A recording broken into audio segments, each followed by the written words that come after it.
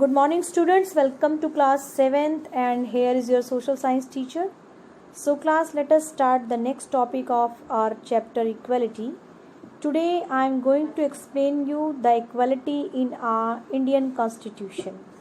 कि equality जो है वो हमारे constitution में किस तरह से mention है और वो कौन कौन से रूल हैं जिनकी वजह से equality हम अपनी society में और अपनी country में properly प्लान और प्रॉपरली इम्प्लीमेंट कर सकते हैं.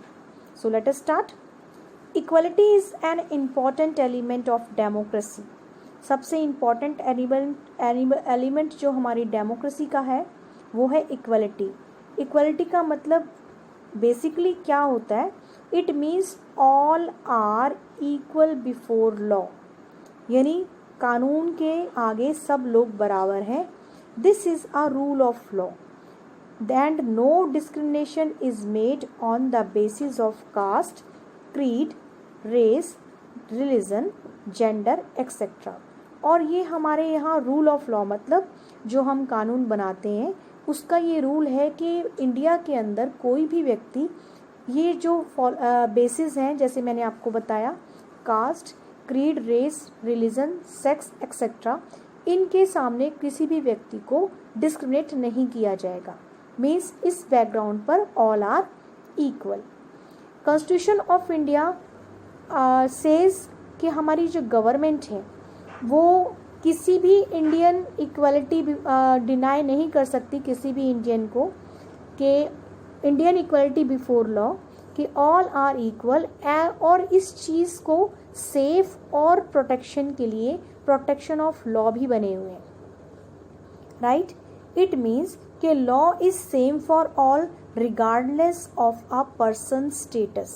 यानी कानून जब हम लोगों पर लगाए जाते हैं तो उसमें किसी का पर्सनल स्टेटस नहीं देखा जाता कि कौन अमीर है, कौन गरीब है, कौन मेल है, कौन फीमेल है. राइट. इसके वजह regardless of personal status means किसी का पर्सनल स्टेटस भी नहीं देखा जाता. इसी चीज़ को हम कहते हैं रूल ऑफ लॉ. यानी लॉ बनाने के लिए भी कोई रूल होना चाहिए ताकि वो इस तरह से बने कि सबके लिए इक्वली एप्लीकेबल हो. And no person is above law. कोई भी किसी भी व्यक्ति को इतना फ्रीडम बिल्कुल नहीं मिलना चाहिए कि वो कानून से ऊपर हो, यानी उसके लिए लॉ की कोई इम्पोर्टेंस ना हो, चाहे वो कोई पॉलिटिकल लीडर हो, कोई गवर्नमेंट ऑफिशियल हो या कोई ऑर्डिनरी सिटीज़न हो. तो इसीलिए इंडियन कॉन्स्टिट्यूशन ने हमें कुछ इक्वलिटी राइट्स दिए हैं इक्वलिटी के लिए. जो इसका मतलब all Indian citizen is equal in the eye of law. तो पहला हमारा जो लॉ है वो है related to equality. The government shall not discriminate against any citizen on basis of religion, caste, sex और प्लेस ऑफ बर्थ. कि हमारी सरकार किसी भी सिटीज़न को इस बेसिस पर डिस्क्रिमिनेट नहीं कर सकती. दूसरा, every citizen have equal right to access public places. हर एक व्यक्ति को जो भारत का नागरिक है, सिटीज़न है, उसको पब्लिक प्लेसेस यूज़ करने का फुल फ्रीडम है, जैसे कि shop, restaurants, hotel, picture, cinema hall etcetera.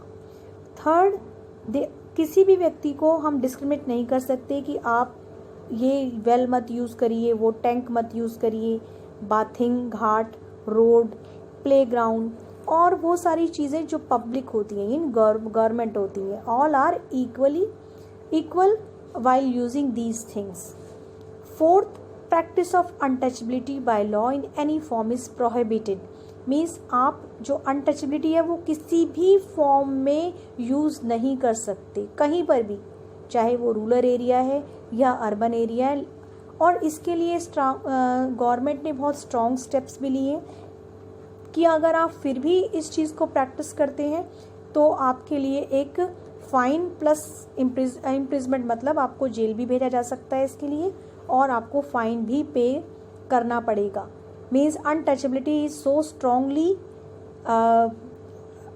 Apply by the government that you are not suppose to use untouchability practice. तो ये प्रिंसिपल ऑफ नॉन डिस्क्रिमिनेशन जो है वो सोशल लाइफ पर भी एक्सटेंड करते हैं साइड बाय साइड. ये हमारे कॉन्स्टिट्यूशन में भी डायरेक्ट लिखा हुआ है, क्लियरली डायरेक्ट किया हुआ है गवर्नमेंट को कि अब ये अनटचेबिलिटी नाम का जो सोशल इविल है ये हमारी सोसाइटी में से बिल्कुल ख़त्म हो जाना चाहिए।